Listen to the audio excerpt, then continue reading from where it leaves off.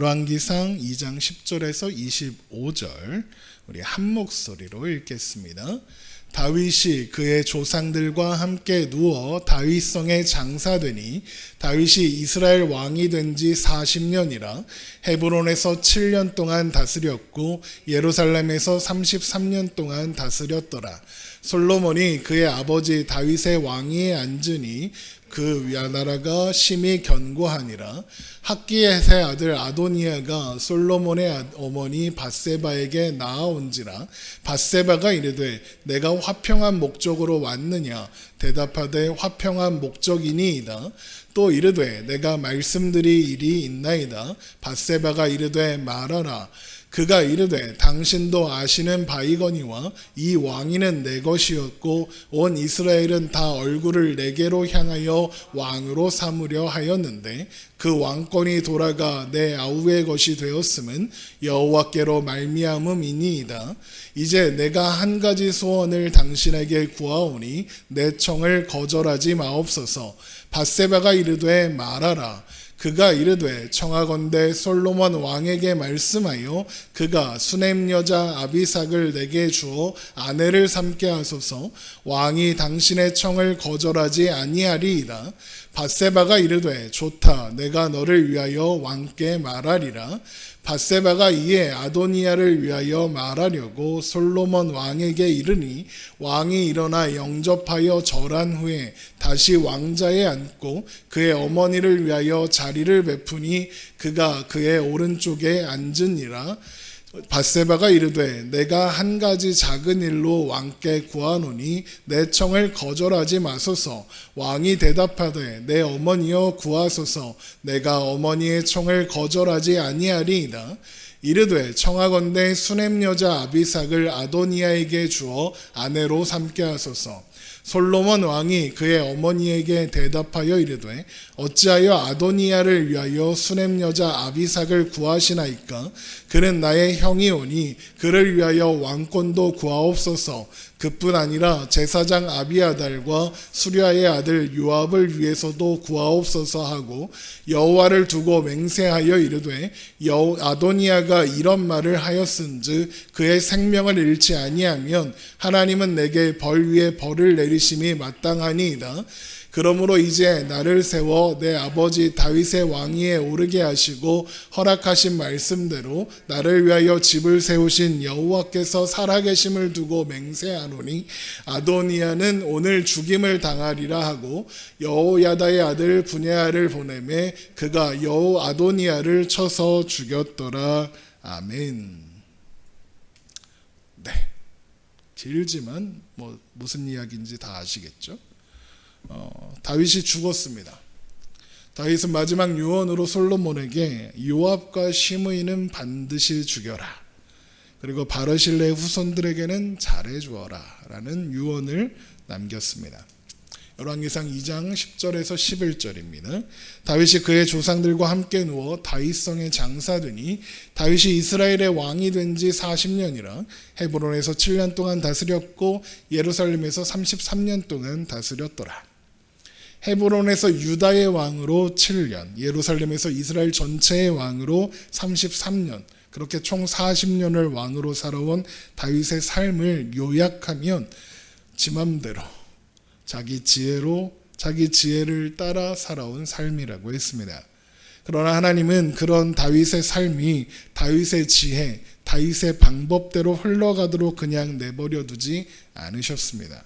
그리고 그 삶에 사람의 매와 인생의 채찍으로 징계하셨고, 그래서 하나님의 마음에 합한 사람, 그래서 하나님의 뜻을 이루는 사람으로 만들어 가셨죠. 그래서 다윗의 삶은 다윗의 실패에도 불구하고 포기하지 않으시는 하나님의 은혜와 사랑으로 살아온 삶이었다. 이렇게 요약할 수 있습니다. 다윗은 실패했습니다. 하지만 하나님은 실패하지 않으셨죠. 그 이후에 열왕기의 역사도 다 그런 모양으로 흘러가게 됩니다. 자, 이제 다윗의 장래가 마무리되고 솔로몬은 정식으로 다윗의 왕위를 물려받았습니다. 12절 말씀을 PPT에 안 넣네요. 열왕기상 2장 12절 말씀입니다. 솔로몬이 그의 아버지 다윗의 왕위에 앉으니 그의 나라가 심히 견고하니라, 이렇게 되어 있습니다. 이 말씀에 재미있는 표현이 하나 나옵니다. 바로 솔로몬이 다윗의 왕위에 앉으니 그의 나라가 심히 견고하리라 라는 표현입니다. 그러니까 솔로몬의 나라가 견고해졌다, 이런 뜻이죠. 그런데 한번 생각해 보십시오. 이 나라가 누구의 나라입니까? 이스라엘이 누구의 나라죠? 다윗의 나라인가요? 솔로몬의 나라인가요? 아닙니다. 우린 잘 알고 있습니다.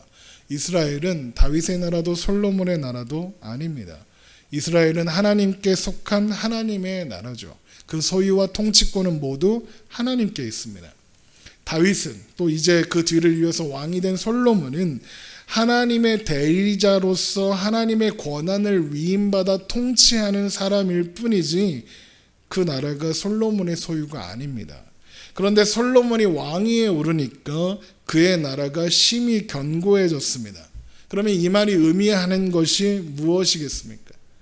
이것이 솔로몬이 그 나라를 자신의 것인 줄 알고 자신의 방법으로 견고하게 하고자 했으며 결론적으로 그렇게 되었다는 겁니다. 그러니까 솔로몬은 다윗의 유언대로 하고 있는 거예요. 솔로몬에게 남긴 다윗의 유언이 무엇이었습니까? 너는 힘써 대장부가 되고, 또 2장 6절에 내 지혜대로 행하여, 이렇게 되어 있죠. 물론 그 사이에 하나님의 말씀을 잘 지켜라, 이런 이야기가 있기는 있었죠. 하지만 그 의미가 뭐라고 했습니까? 잘하면 하나님께서 너를 성공시켜 줄 거다. 그러니까 솔로몬의 실력 또 행함에 의해서 하나님이 어떻게 하실지가 결정된다라는 하나님의 은혜를 왜곡한, 약속을 왜곡한 그런 말이었죠. 그리고 요압과 시므이를 죽여라라고 하는 명분을 쌓기 위해서 한 말이었을 뿐이었습니다. 하지만 솔로몬은 다윗의 이런 조언을 잘 받아들였습니다. 다윗에게 배운 대로 대장부가 되었고, 대장부가 됐다는 게 무슨 말입니까? 강한 의지, 또 자신의 지혜로 열심히 하는 겁니다. 그렇게 그의 나라를 견고하게 세워야겠다 생각했습니다. 그리고 이제 오늘 본문이 바로 솔로몬이 어떻게 그의 나라를 견고하게 세워갔는가, 솔로몬의 방법, 솔로몬의 지혜가 무엇이었는가를 보여주는 내용입니다. 그 첫 번째 이야기는 아도니아가 솔로몬의 어머니 밧세바를 찾아가는 것으로 시작되죠. 열왕기상 2장 13절, 학기세 아들 아도니아가 솔로몬의 어머니 밧세바에게 나아온지라 밧세바가 이르되 내가 화평한 목적으로 왔느냐 대답하되 화평한 목적이니이다. 처음에 밧세바가 지금 아도니아를 경계하고 있다는 것을 여러분 아시겠죠? 네가 화평한 목적으로 왔느냐 물어보는 거예요. 경계하고 있는 겁니다. 사실 당연한 겁니다. 밧세바의 입장에서 아도니아는 나름의 세력을 가지고 스스로 왕이 되고자 했던 솔로몬의 경쟁자입니다. 물론 실패하기는 했지만 솔로몬의 경쟁자였고, 얘가 살아있는 한 이후로도 솔로몬에게 계속 걸림돌이 될 법한 사람이니까 경계해야죠. 그러니까 네가 화평한 목적으로 왔느냐라고 묻는 겁니다. 그러니까 아도니아가 뭐라고 대답합니까? 화평한 목적으로 왔나이다 그럽니다. 화평한 목적으로 왔다 그러면서 이제 내가 당신한테 할 말이 있습니다 라고 해서 본론을 꺼냅니다. 열왕기상 2장 14절입니다. 또 이르되 내가 말씀드릴 일이 있나이다. 밧세바가 이르되 말하라. 그가 이르되 당신도 아시는 바이거니와 이 왕위는 내 것이었고 온 이스라엘은 다 얼굴을 내게로 향하여 왕으로 삼으려 하였는데 그 왕권이 돌아가 내 아우의 것이 되었음은 여호와께로 말미암음이니라. 이제 내가 한 가지 소원을 당신에게 구하오니 내 청을 거절하지 마옵소서. 밧세바가 이르되 말하라. 그가 이르되 청하건대 솔로몬 왕에게 말씀하여 그가 수넴 여자 아비삭을 내게 주어 아내를 삼게 하소서. 왕이 당신의 청을 거절하지 아니하리이다. 정리하면 다윗의 마지막 아내였던 아비삭을 아도니아가 아내로 삼고 싶다. 그렇게 솔로몬한테 허락을 네가 좀 받아다 줘라. 이런 얘기죠. 얼핏 생각하면 이놈이 미쳤구나 이런 생각이 드실 겁니다. 아도니아가 정욕에 미쳐서 아버지의 아내였던 사람까지 탐하는 그런 폐류나 미친놈 이렇게 보일 겁니다. 그런데 여러분 한번 생각해 보세요. 아도니아가 정말 정욕에 미쳐서 아버지의 아내였던 아비삭을 아내로 삼고 싶다 이러는 걸까? 여러분 그렇지 않습니다. 우리가 이미 알고 있는 것처럼 아도니아는 그렇게 무식하고 충동적인 사람이 아니었습니다. 스스로 왕이 되고자 할 만큼 그리고 그것을 위해서 철저히 준비할 만큼 나름 치밀하고 똑똑한 사람이에요. 만약에 나단이 아도니아가 왕이 되고자 했던 일을 눈치채지 못했다면 솔로몬은 왕이 되지 못했을 겁니다. 나단이 계책을 내고 급하게 솔로몬을 왕위에 오르는 그 일이 없었겠죠. 그럼 아도니아가 왕이 됐을 겁니다. 그런 아도니아가 뜬금없이 밧세바를 찾아와서 아버지의 마지막 아내 아비삭을 아내로 취하겠다라고 나선다. 그러면 이건 뭔가 꿍꿍이가 있는 겁니다. 뭔가 다른 생각이 있는 거예요. 그러니까 아도니아는 정욕에 미쳐서 이러는 게 아닙니다. 그럼 무슨 생각으로 이러는 걸까? 밧세바에게 아비삭을 아내로 삼게 해달라고 부탁하기 전에 뭐라고 얘기하느냐? 열왕기상 2장 15절 그가 이르되 당신도 아시는 바이거니와 이 왕위는 내 것이었고 온 이스라엘을 다 얼굴을 내게로 향하여 왕으로 삼으려 하였는데 그 왕권이 돌아가 내 아우의 것이 되었음은 여호와께로 말미암음이니이다. 무슨 말입니까? 솔로몬의 왕위는 사실 내 거지 않았냐 그런 겁니다. 그러니까 아도니아는 자신이 왕이 되겠다고 한 것은 반역도 아니었고 당연한 순리였고 온 이스라엘 백성들도 내가 왕이 될 거라고 생각했었다. 그런데 갑자기 솔로몬이 왕이 됐다 이거죠. 이걸 다르게 말하면 나 억울해요 라는 겁니다. 그런데 이제 솔로몬이 왕이 됐고 다윗의 인정도 받았고 그러니까 이제 사실 인정할 수밖에 없는 상황이잖아요. 그래서 그 왕권이 돌아가 내 아우의 것이 되었음은 여호와께로 말미암음이니이다 라고 말하는 거예요. 원래 내 것이었는데 솔로몬에게 것이 되었다. 그러니까 난 좀 억울한데 뭐 하나님 뜻이니까 그렇겠죠. 이렇게 말하는 겁니다. 그런데 여호와께로 말미암음이니이다 라는 말을 보고 아도니아가 솔로몬이 왕이 된 것을 하나님의 뜻으로 받아들였다? 이렇게 생각하시면 안 됩니다. 그러면 열왕기서를 볼 때 그런 하나님, 뭐 여호와 막 이런 표현들이 나온다고 속으면 안 됩니다. 아도니아가 여호와께로 말미암음이니이다 라고 말하는 건 내가 무능해서 내가 타이밍을 못 맞춰서 내 세력이 약해서 자 내가 아니라 솔로몬이 왕이 된 거다라고 인정할 수는 없는 거예요. 그거 인정하기 싫은 거예요. 그래서 하나님 핑계를 대는 거예요. 우리도 가끔 그러잖아요. 내 맘대로 막 하다가 잘 안 되거나 안 풀리면 내가 미련해서 그런가 보다 그러지 않고 하나님이 막으시나 보다 이제 그렇게 하는 거죠.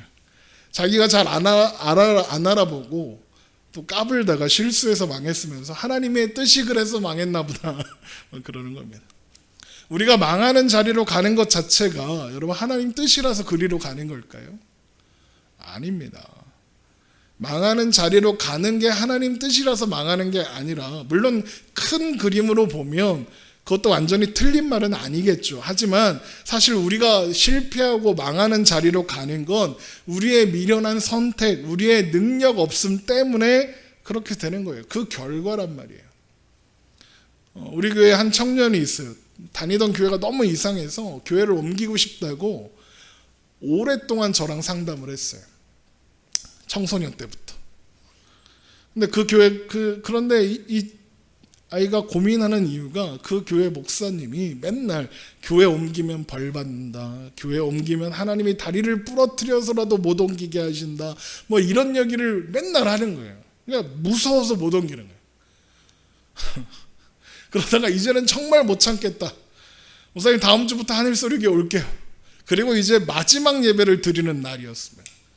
근데 다리를 그날 예배를 마치고 올라오는데 지하에 있는 교회였어요. 올라오는데 다리를 헛디뎌서 계단에서 굴러서 다리가 부러졌네. 그 순간 제일 먼저 무슨 생각이 드느냐, 내가 교회를 옮길 생각을 해가지고 다리가 부러졌나, 이런 생각이 들더래요.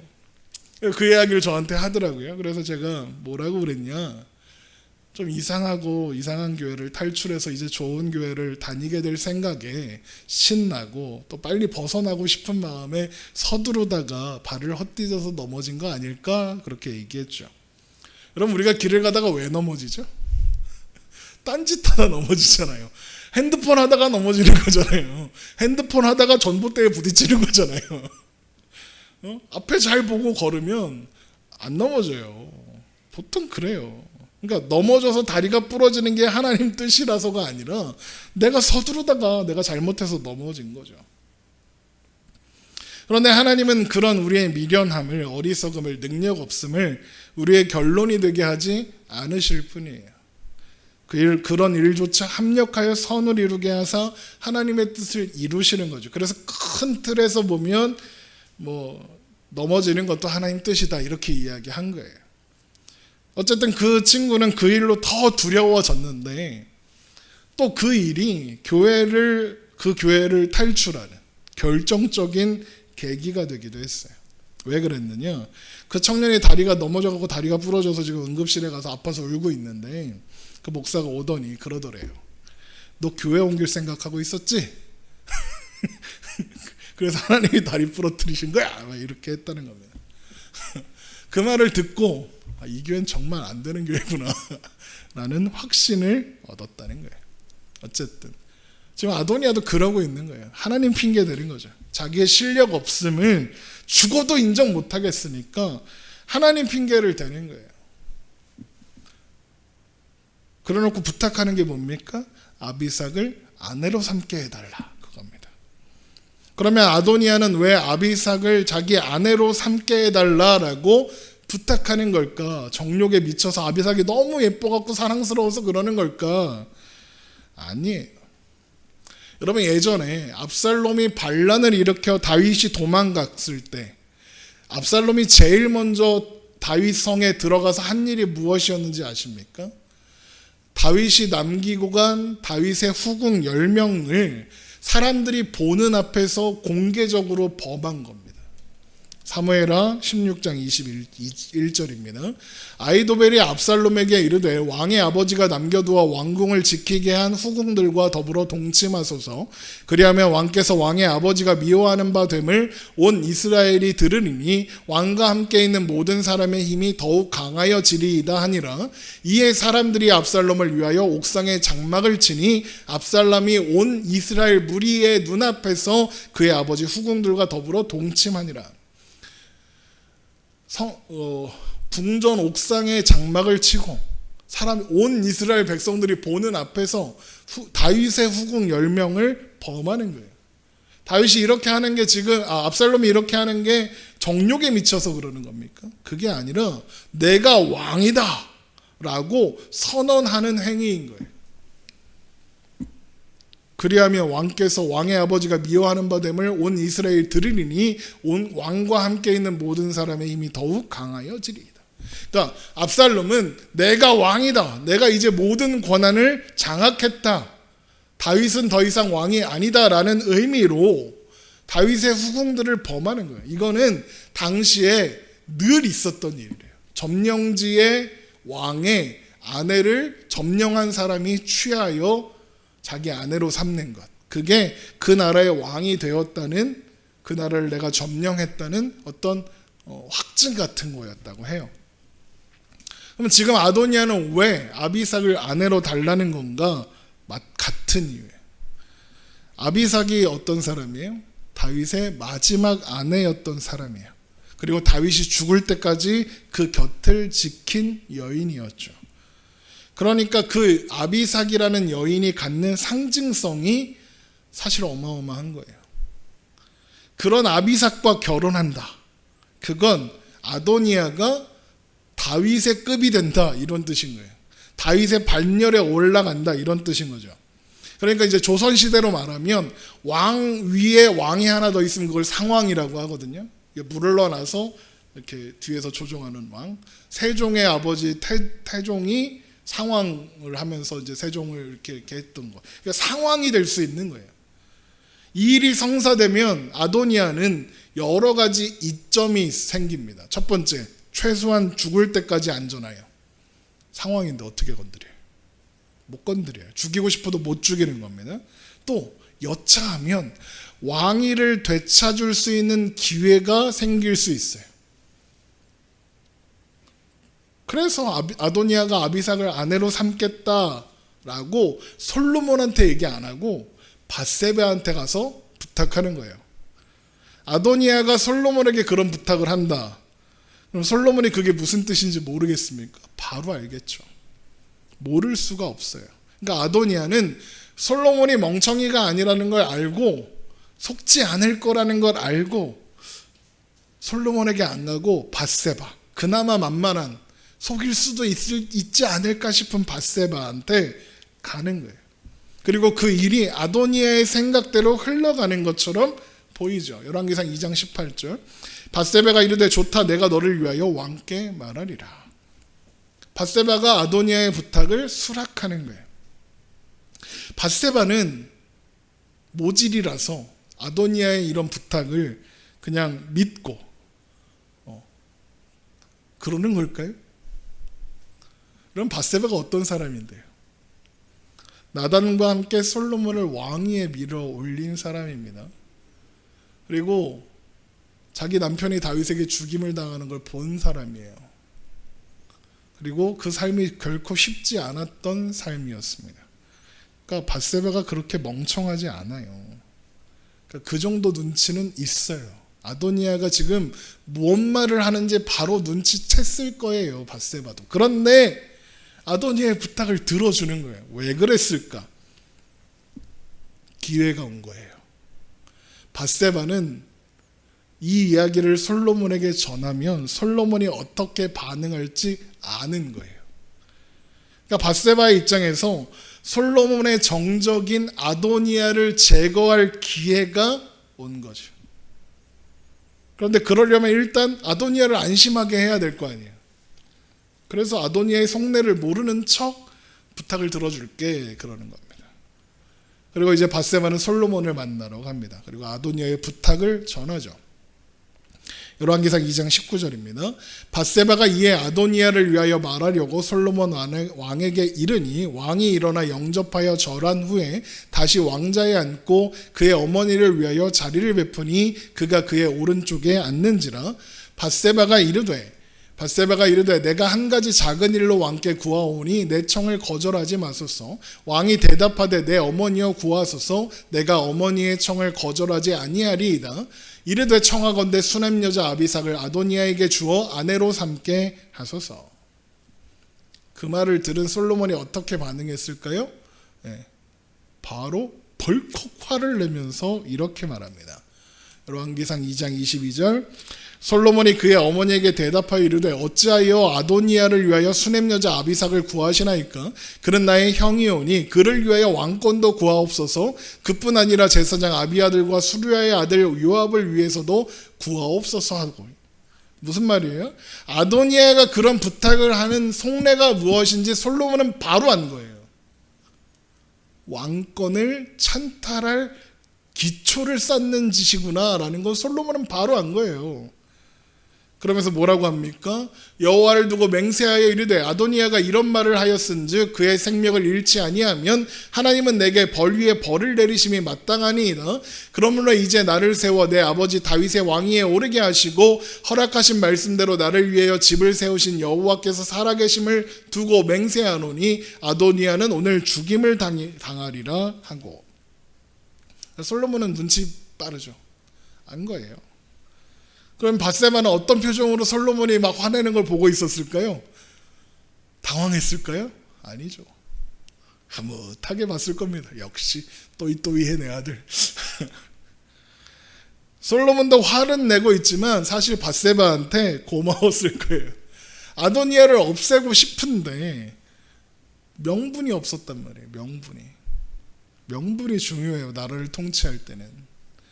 그런데 밧세바가 그 명분을 들고 온 거예요. 얼마나 고마웠겠어요. 하지만 그 명분을 공개적으로 선포하려면 밧세바한테 화를 내야 되는 거예요. 화를 내는 거예요. 게다가 이건 아비아달과 요압을 제거할 명분이기도 했어요. 왜요?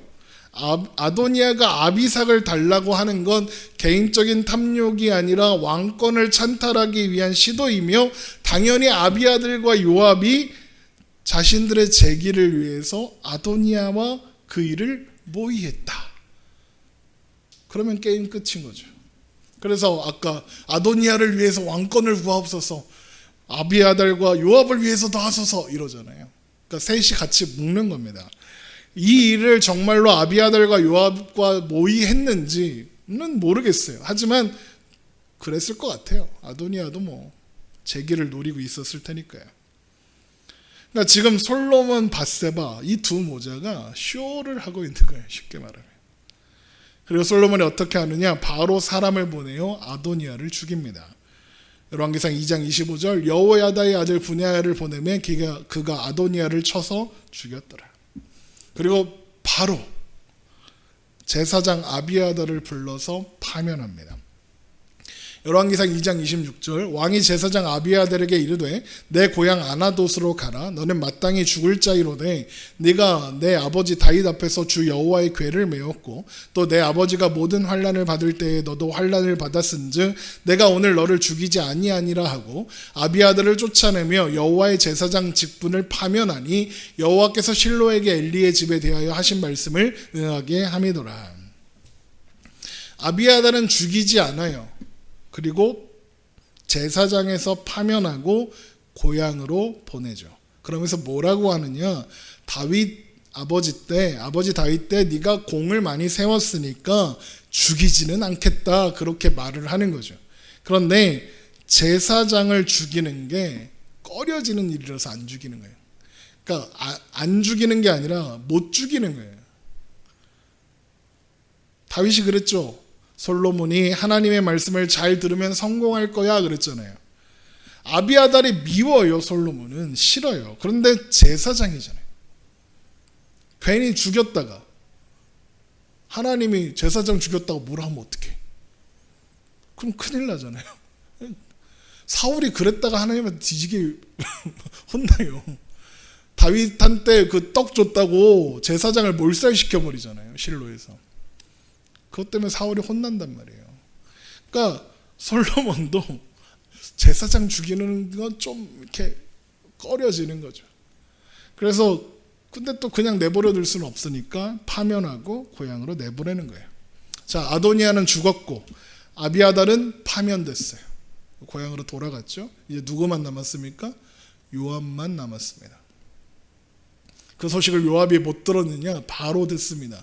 요압이 어떻게 합니까? 여호와의 장막으로 도망가서 제단의 뿔을 잡습니다. 열왕기상 2장 28절, 그 소문이 요압에게 들림에 그가 여호와의 장막으로 도망하여 제단 뿔을 잡으니 이는 그가 다윗을 떠나 압살롬을 따르지 아니하였으나 아도니아를 따랐음이더라.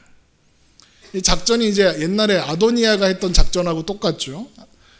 아마도 요압은 제단의 뿔을 잡고 아도니아처럼 다윗을 떠나 압살롬을 따르지 않았습니다. 내가 다윗 때 공이 많습니다. 그걸 가지고 생명을 지켜볼 그런 생각이었던 겁니다. 협상을 하려고 했던 거죠. 자, 요압이 그러고 있다는 소식이 솔로몬에게 전해졌겠죠. 솔로몬이 어떻게 했을까요? 고민도 하지 않습니다. 죽여. 열왕기상 2장 29절입니다. 어떤 사람이 솔로몬 왕에게 아뢰되 요압이 여호와의 장막으로 도망하여 제단 곁에 있나이다. 솔로몬이 여호야다의 아들 분야야를 보내며 이르되 너는 가서 그를 치라, 죽여라 그럽니다. 그래서 분야야가 이제 요압을 죽이려고 갔는데 요압이 뭐 하고 있어요? 제단 뿔을 붙잡고 있잖아요. 왕의 명령을 받고 오긴 왔는데 제단 뿔을 잡고 있는 사람을 죽이면 분야에도 꺼려지는 일이에요. 그거 하나님이 하지 말라고 한 짓이거든요. 제단 뿔을 잡고 있을 때 죽이지 말라고. 그런 율법이 있었잖아요. 아도니아 말씀 때 봤던 것처럼. 그러니까 차마 죽이지는 못하고 요압이 하는 말을 들어요. 그리고 솔로몬에게 돌아가 요압이 이래 이렇게 말하답니다. 이렇게 보고를 합니다. 열왕기상 2장 30절. 분하야가 여호와의 장막에 이르러 그에게 이르되 왕께서 나오라 하시느니라. 그가 대답하되 아니라 내가 여기서 죽겠노라. 분하야가 돌아가서 왕께 아뢰어 이르되 요압이 이리 내게 대답하더이다. 요압이 내가 여기서 죽겠노라 라고 하는 건 무슨 뜻이냐? 나 안 살려주고 죽일 거면 여기서 죽여, 이런 겁니다. 하지만 제단불을 잡고 있는 나를 죽이면 너도 왕도 죄 짓는 거다, 알지? 무슨 말입니까? 죽이지 말라는 거예요. 살려달라는 거죠. 근데 솔로몬이 뭐라고 대답합니까? 죽여. 요압이 거기서 죽겠다고 했어? 그래, 그대로 해줘. 이렇게 대답합니다. 열왕기상 2장 31절. 왕이 이르되 그의 말과 같이 하여 그를 죽여 묻으라. 요압이 까닭없이 흘린 피를 나와 내 아버지 집에서 내가 제하리라. 그러면서 뭐라고 하느냐? 요압이 제단불을 잡고 있어서 죽이면 안 된다 그래? 아니야. 걔가 죽는 게 하나님 뜻이야. 이렇게 이야기합니다. 열왕기상 2장 32절. 여호와께서 요압의 피를 그의 머리로 돌려보내실 것은 그가 자기보다 의롭고 선한 두 사람을 쳤음이니 곧 이스라엘 군사령관 네리의 아들 아브넬과 유다 군사령관 예델의 아들 아마사를 칼로 죽였음이라. 이 일을 내 아버지 다윗은 알지 못하셨나니 그들의 피는 영영이 요압의 머리와 그의 자손의 머리로 돌아갈지라도 다윗과 그의 자손과 그의 집과 그의 왕위에는 여호와께로 말미암는 평강이 영원히 있으리라. 보세요. 솔로몬이 요압을 죽이는 건 하나님 뜻이다. 정적을 제거하는 게 아니다. 내 개인 감정으로 그러는 게 아니라 하나님 뜻이다. 왜? 요압이 선한 사람 둘을 죽였다. 보세요. 선한 사람 두 사람을 쳤음이니. 그러면서 누구요? 아브넬과 아마사. 이거 다윗이 가르쳐준 명분이었죠. 아브넬과 아마사가 정말로 선한 사람이었습니까? 아브넬은 다윗이 왕이 되었음에도 불구하고 사울의 아들 이스보셋을 데리고 가서 딴 살림 차렸던 애입니다. 뭐가 선해요? 아마사는요, 압살롬이 반란 일으켰을 때 압살롬 편에 군사령관이 돼서 다윗과 맞짱 떴던 사람이에요. 뭐가 선해요? 다 요압의 손에 죽이긴 했죠. 죽임당하긴 했지만. 그러니까 솔로몬이 지금 뭐라고 그러는 거냐면 요압을 죽이라고 한 것은 하나님의 뜻이다 그러는 거죠. 근데 요압을 누가 죽이라고 그랬어요? 다윗이 죽이라고 그랬어요. 그 명분을 알려준 것도 다윗이었어요. 솔로몬이 하나님의 이름을 막 들먹이고 있고 막 이런다고 속으면 안 돼요, 여러분. 특히 열왕기는 그래요. 하나님의 이름이 나온다, 이게 하나님 뜻이구나, 이러면 안 돼요. 사기치는 거예요 지금 솔로몬은 지금 아버지 다윗의 유언을 따라 정적을 제거하고 있는 거지 하나님의 뜻을 실행하고 있는 게 아니에요. 그러니까 솔로몬도 하나님의 이름을 갖다가 막 사용하는 거예요. 하나님의 뜻에는 관심이 없으면서 그렇게 하는 거예요. 그리고 어떻게 됩니까? 요압이 죽죠. 열왕기상 2장 34절. 여호야다의 아들 분야야가 곧 올라가서 그를 쳐 죽임에 그가 광야에 있는 자기 집에 매장되니라. 자, 이제 누가 남았습니까? 시므이가 남았습니다. 그런데 시므이는 아비아단이나 요압처럼 제거할 명분이 없어요. 왜? 시므이는 솔로몬 편이거든요. 다윗이 유언으로 명령했지만 어쨌든 시므이는 솔로몬에게 충성하는 신하였단 말이죠. 그러니까 제거할 명분이 없어요. 그냥 너 기분 나빠 죽이면 다른 신하들이 말 듣겠어요? 명분이 있어야 되는 거예요, 명분이. 그래서 솔로몬이 어떻게 하느냐 하면 시므이한테 너 예루살렘에서만 살아. 그렇게 그의 거주지를 제한하는 명령을 내려요. 열왕기상 2장 36절. 왕이 사람을 보내어 시므이를 불러서 이르되 너는 예루살렘에서 너를 위하여 집을 짓고 거기서 살고 어디든지 나가지 말라. 너는 분명히 알라. 내가 나가서 기드론 시내를 건너는 날에는 반드시 죽임을 당하리니 내 피가 내 머리로 돌아가리라. 솔로몬이 시므이한테 너는 예루살렘에만 있어야 돼 라고 하면서 기드론 시내를 건너면 너 죽어 이렇게 얘기하죠. 근데 이게 사실 솔로몬의 함정이에요. 기드론 시내를 건너지 마라, 이거. 이게 왜 함정인지는 차차 밝혀집니다. 이런 솔로몬의 명령을 받은 시므이는 좋아해요. 그러면서 예루살렘에서 삽니다. 열왕기상 2장 38절 시므이가 왕께 대답하되 이 말씀이 좋사오니 내 중 왕의 말씀대로 종이 그리하겠나이다 하고 이에 날이 오래도록 예루살렘에 머무니라. 시므이는 솔로몬이 하는 말이 무슨 말인지 눈치채지 못하고 오히려 왕이 나를 가까이 두시려는구나 이렇게 착각하고 있는 거예요. 상으로 여기고 있는 거예요. 실제로도 그랬어요. 왜냐하면 옛날에 바르실레가 이제 다윗을 잘 챙겨주고 한 다음에 돌아가겠다고 하니까 뭐라 그래요? 나랑 같이 예루살렘으로 가자. 너 예루살렘에서 살자. 그러니까 바르실레가 이렇게 하고 그 아들을 데리고 가잖아요. 그러니까 상인 거예요. 예루살렘에 사는 거. 그러니까 좋다고 생각하는 거예요. 이 말씀이 좋사오니 그러는 거예요. 그런데 3년 뒤에 사건이 벌어집니다. 무슨 사건이냐? 시므이의 종 2명이 가드라는 곳으로 도망을 친 겁니다. 그리고 두 종의 위치를 어떤 사람이 와서 제보를 해줘요. 그래서 시므이가 어떻게 하느냐? 옛날엔 종은 재산이잖아요. 자신의 재산을 찾기 위해 가드로 가서 종들을 잡아옵니다. 열왕기상 2장 39절 3년 후에 시므이의 두 종이 가드 왕 마아가의 아들 아기스에게로 도망하여 간지라 어떤 사람이 시므이에게 말하여 이르되 당신의 종이 가드에 있나이다. 시므이가 그 종을 찾으려고 일어나 그의 나귀의 안장을 지우고 가드로 가서 아기스에게 나아가 그의 종을 가드에서 데려왔더니 자 보세요.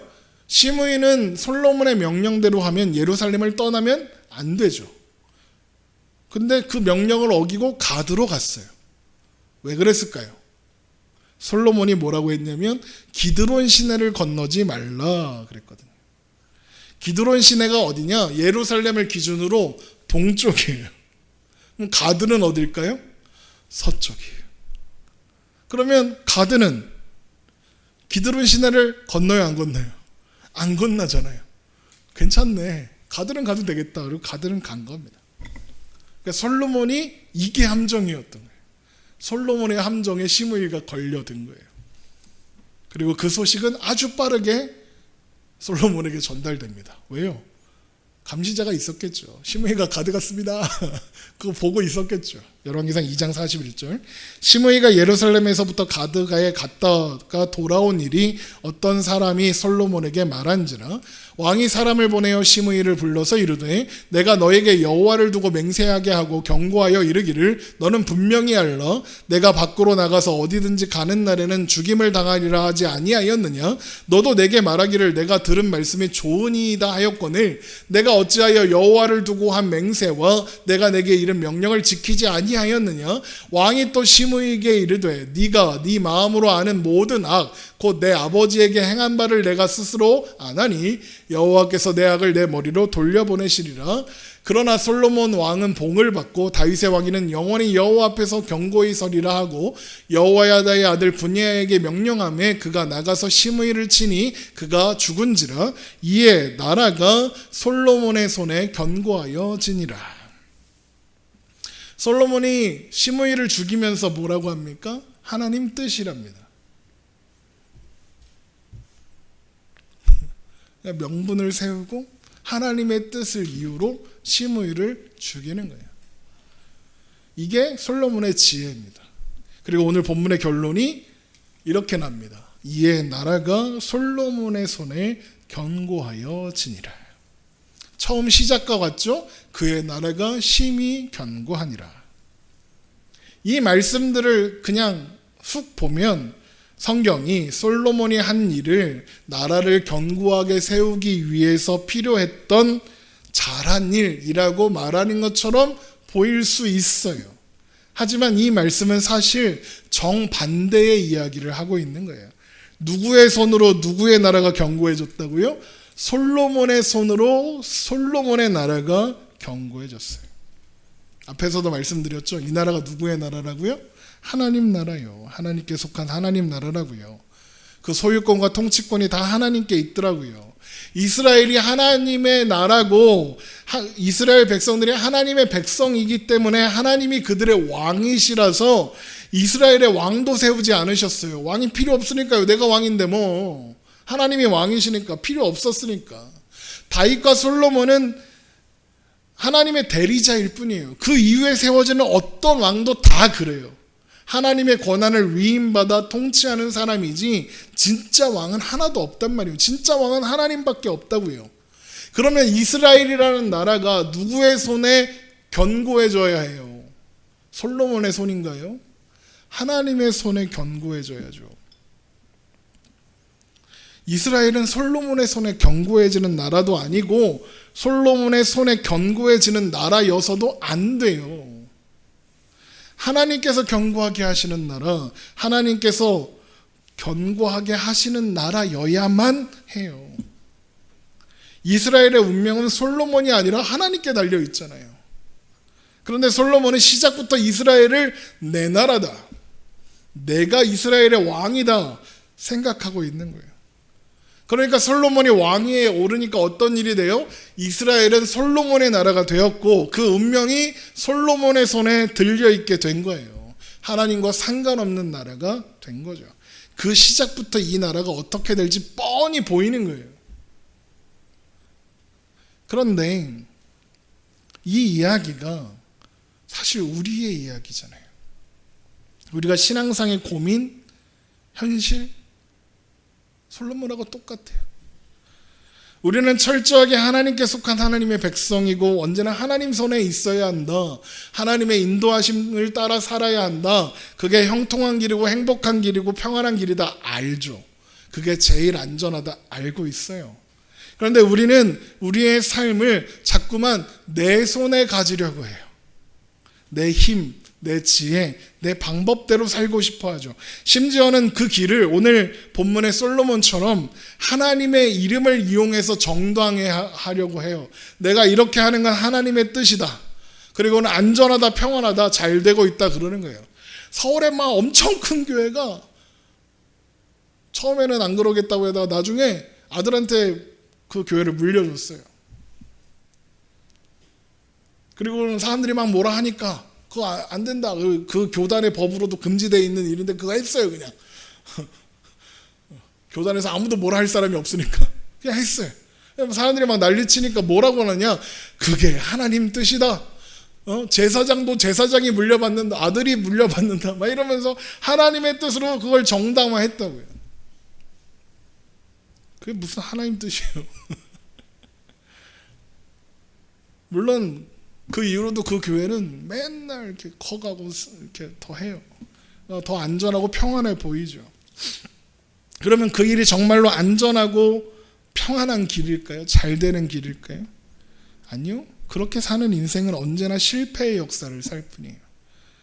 물론 하나님은 그 실패와 그 실패의 역사 또한 합력하여 선을 이루어 내실 거예요. 오늘 본문에도 그런 힌트가 나와요. 열왕기상 2장 27절. 아비아들을 쫓아내어 여호와의 제사장 직분을 파면하니 여호와께서 실로에서 엘리의 집에 대하여 하신 말씀을 응하게 함이로라. 엘리에게 하신 말씀이 니네 집안에서 제사장 이제 끝날 거야 이런 얘기 하셨어요. 그게 이루어졌어요. 솔로몬이 아비아들을 파면하고 고향으로 보내는 건 솔로몬의 개인적인 복수죠. 그런데 그걸 통해서 하나님이 하나님의 뜻을 이루셨다. 이 이야기가 굳이 여기 포함되어 있는 거예요. 하나님은 실수하거나 실패하지 않으세요. 하나님의 뜻을 이루세요. 우리의 실력과는 상관없이. 그런데 굳이 고생하면서 그거를 아는데 하나님이 인도하시는 길이 제일 좋다는 거 아는데 그 아는 길을 돌아가느냐고 시간 낭비할 필요가 있나요? 물론 하나님이 그 시간이 그냥 낭비되는 시간이 되게 하지는 않으시겠죠. 시간 낭비하면서 뺑뺑 돌아야 정신 차리기도 하죠. 하지만 끌려가는 것보다 억지로 내 뜻대로 해보다가 내 뜻대로 되지 않는 걸 확인하고 그리고 나서 돌아가는 것보다 하나님과 동행하며 손잡고 가면 좋잖아요. 제가 며칠 전에 서울에 다녀왔어요. 서울에 갔더니 어떤 사람이 이렇게 지나가는데 걔가 여기 허리까지 와요. 엄청 커. 산책을 이렇게 가는 거예요. 그 모습을 이렇게 보고 있는데 와 엄청 크다 말하면서 보고 있는데 뭔가 되게 신기했어요. 뭐가 신기했느냐? 보통 제가 본 개들은 산책할 때 이만큼 앞에 가요. 주인이 이렇게 잡고 가죠. 그리고 줄이 팽팽해요. 끌고 가는 거예요. 아니면 뒤에 따라와요. 그리고 줄도 팽팽해요. 왜요? 지가 하고 싶은 거 하는 거예요. 뒤에서. 주인이 앞으로 가는데 안 따라가고 뒤에 멈춰 서서 있어요. 근데 그 큰 개가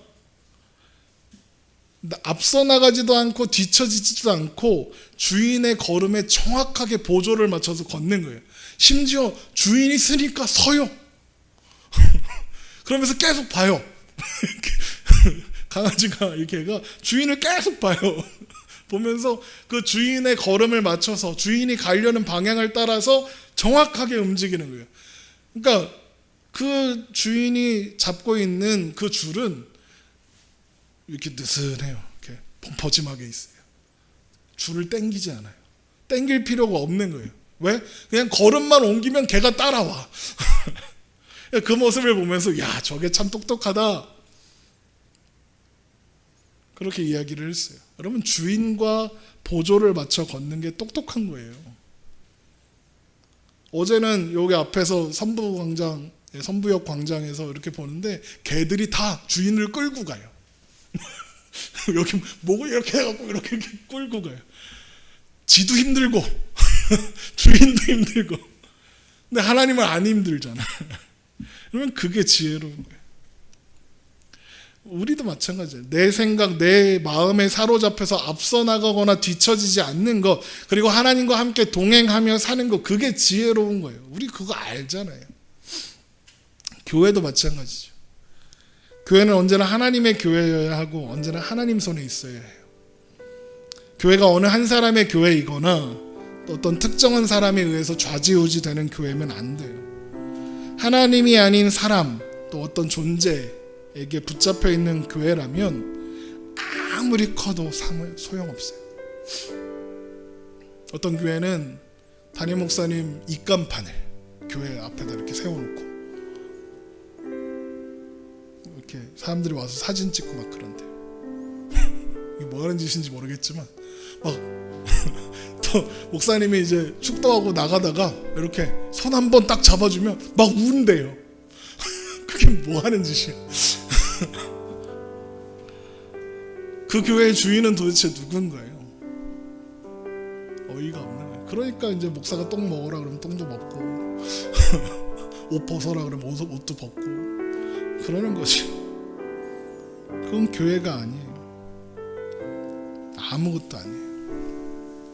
교회는 언제나 항상 하나님의 손에 하나님의 손에 붙잡혀 있는 하나님의 교회로 존재해야 하고 하나님의 손에서 있어야 하고 하나님의 손으로 견고해져야 해요. 그것이 유일하게 사는 길이에요. 우리가 사는 길, 교회가 사는 길, 그거예요. 여러분, 우리 이것을 꼭 기억하고 잊지 말자고요. 내가 주인인 인생이 아니라 하나님이 주인 되시는 인생. 내가 주인인 교회가 아니라 하나님이 주인이신 교회. 그래서 하나님만 바라보는, 하나님만 의지하는, 하나님의 인도에 따라 살아가는 존재여야 한다는 그 사실을 기억하자고요. 자꾸 까먹긴 하죠. 왜? 우린 미련하니까 자꾸 까먹고 고민하고 한숨도 쉬고 하죠. 하지만 우리는 언제나 하나님께 속해 있고 하나님의 손에 인도함을 받고 있고 자라가고, 그래서 언젠가는 앞서가거나 뒤처지지 않고 하나님과 보조를 맞춰 걸으며 이제는 더 이상 세상의 어떤 것들에 시선이 가지 않는, 그래서 그것 때문에 흔들리거나 슬퍼하지 않는, 하나님과 동행함으로 인하여 기쁠 수 있는 우리의 그런 인생이 될 테니까요. 그렇게 하나님의 손에 세워져 가는 여러분의 삶, 그리고 우리 하늘소리 교회가 되기를 주님의 이름으로 축원합니다. 기도하겠습니다.